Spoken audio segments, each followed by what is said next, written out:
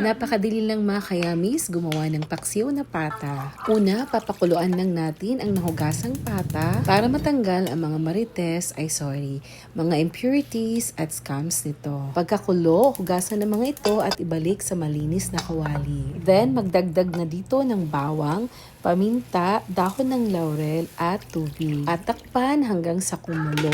Pagkakulo naman, mag-add na tayo dito ng luya, sangkatutak na sibuyas, at patis para magkalasa, and syempre, suka dahil paksiw nga naman ito. Pagkatapos ay takpan na rin ito hanggang sa lumambot yung pata mo ay stay ang pata ng baboy. At para mag-balance na rin yung lasa, maglagay na din ng brown sugar or sa Bisaya, tawag namin dito ay sentral. Then, simmer pa ng ilang minuto hanggang sa manuot lang yung lasa ng asukal na nilagay natin. Ay, ako lang pala ang naglagay. Syempre, maglagay na tayo ng gulay para mas masarap. Then, takpan ulit natin hanggang sa maluto na yung nilagay nating mga gulay. Ilang minuto lang ay luto na ito at syempre, super lambot na ng ating pata. And syempre, ano pa bang hinihintay natin? Mag-plating na tayo at tikman na natin to.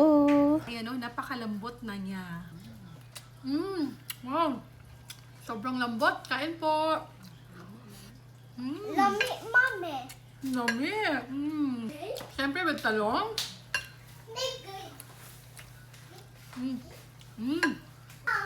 Napakasarap po.